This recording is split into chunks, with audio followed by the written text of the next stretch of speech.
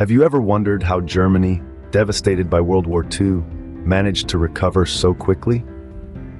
As the dust settled in 1945, Germany found itself in ruins after 6 grueling years of war. Its infrastructure was severely damaged, with a quarter of its buildings reduced to rubble by coalition airstrikes. The defeat in the Battle of Stalingrad had marked the beginning of the end for Germany's occupation of Europe, and the aftermath was nothing short of catastrophic. Hundreds of thousands of people were displaced, their homes and livelihoods destroyed. Many sought shelter amidst the wreckage, their futures uncertain. The country had been a dominant force, occupying a large portion of Europe under the rule of the Nazis. But now it was a shadow of its former self, bearing the scars of a war that had brought it to its knees. The outlook was bleak. How could a nation in such a state ever hope to recover, let alone thrive? It seemed like an impossible task. But there's an old saying that goes, "The impossible is not German."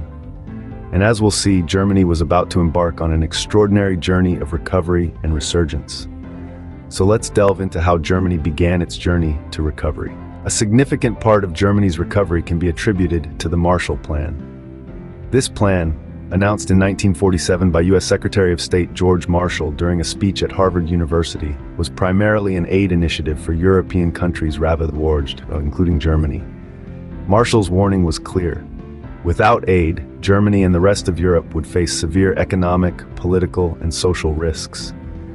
The aid, worth approximately $14 billion, was distributed among Western European countries. Eastern European countries were excluded due to the onset of the Cold War. Germany received 10%, France 20%, and Britain 25%. Smaller countries like Belgium and Greece were also included in the aid package. However, the Marshall Plan was not about handing out money haphazardly. It was designed to help countries rebuild on their own. The aid came in the form of shipments, primarily consisting of food, fuel, and medicine. The countries that received aid were also expected to contribute to the rebuilding of other nations' infrastructure and businesses.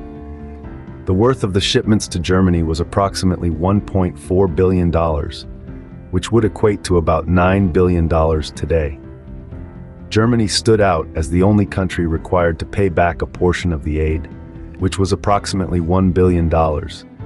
This phase of reconstruction continued until 1954. What unfolded in Germany during this period was nothing short of a miracle. Against all odds, Germany transformed into one of the world's first industrialized nations, a feat that took everyone by surprise. By 1954, Germany had risen to become one of the world's first industrialized countries, a feat no one expected. The economic miracle, or Wirtschaftswunder, as it's known in Germany, is the term used to describe the country's rapid economic recovery. This miracle didn't just happen by chance. It was the result of a well-thought-out strategy, the implementation of which was overseen by leaders like Konrad Adenauer and Ludwig Erhard. The first step towards this economic recovery was the replacement of the Reichsmark with the Deutsche Mark. This move, which might seem simple on the surface, was a pivotal turning point. It was a clear signal to the world that the old, war-torn Germany was being left behind, and a new, economically vibrant nation was emerging. Next came tax cuts. These were designed to stimulate economic activity by putting more money back into the pockets of individuals and businesses. With more cash on hand, people were able to spend more, businesses could invest more, and the economy started to grow.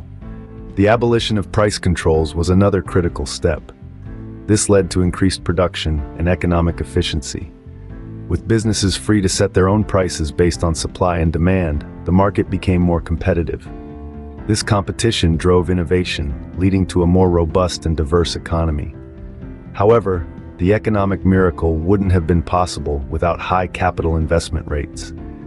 These investments, both domestic and foreign, fueled the growth of industries across the board. From manufacturing to technology, every sector benefited from this injection of capital. The role of leaders like Konrad Adenauer and Ludwig Erhard cannot be overstated. Their vision and determination to rebuild their country laid the foundation for the economic miracle. They steered the country towards an ordoliberalism-based social market economy, a system that combines free market capitalism with a strong regulatory framework. This balance was key to Germany's successful economic recovery.